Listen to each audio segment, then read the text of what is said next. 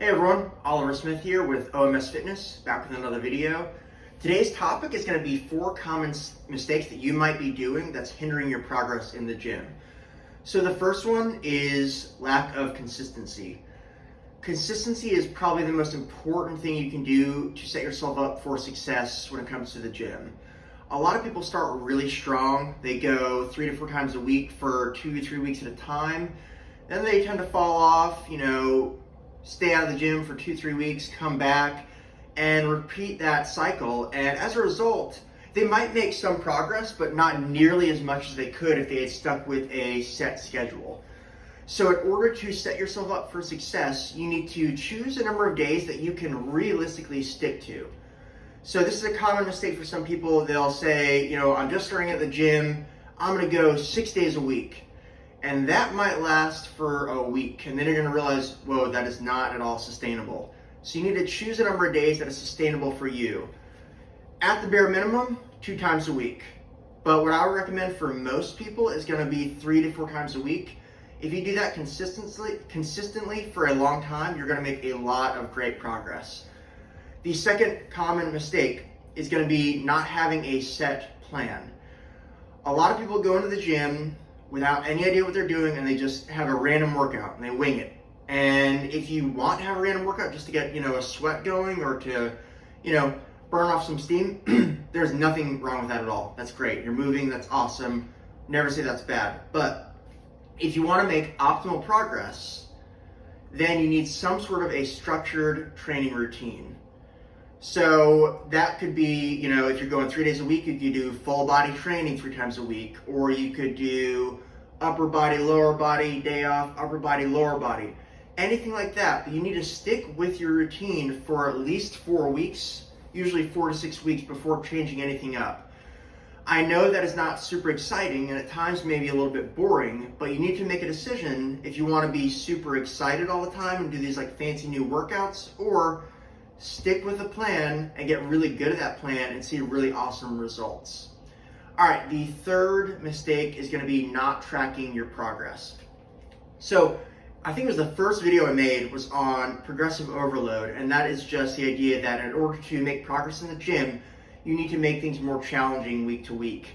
That can be done by either adding weight to the bar or adding reps. And if you want a refresher, just check out that first video. I think it's called How to Make Progress in the Gym.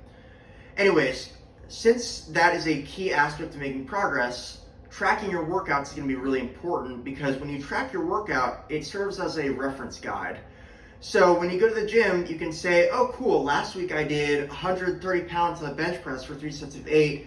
This week, in order to implement progressive overload, I need to add 5 pounds to the bar to make it harder. So now I'll do 135 pounds for 3 sets of 8. So during your rest times at the gym, write down everything you've been doing, your workout or your exercises, your reps, your sets, the weight you've been using. Don't, fool yourself in believing that you're going to remember what you did last week in the gym, because you most certainly will not.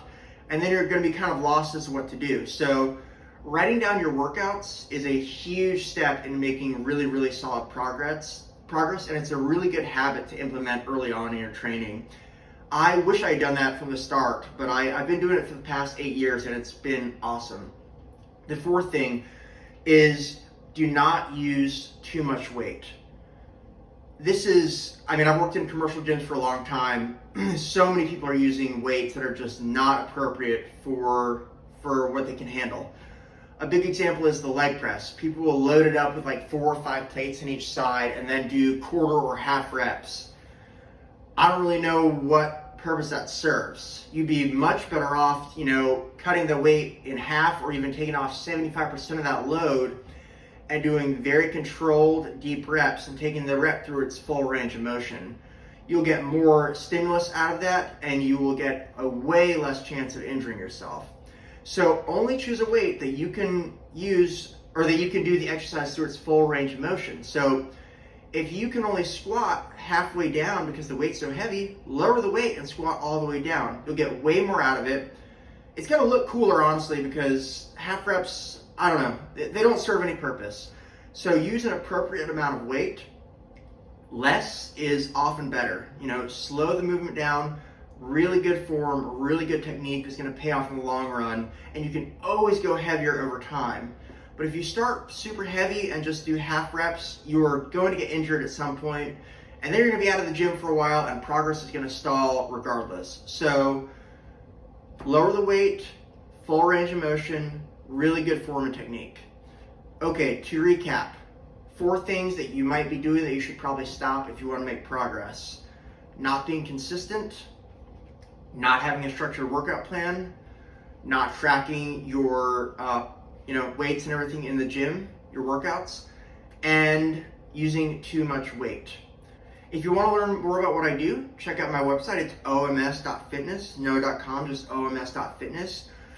If you know you need to follow a structured program, but you don't know how to write one yourself at this point, reach out to me, consider signing up for my online training program. I'll write your workout for you. It'll be 100% customized for your personal needs and goals.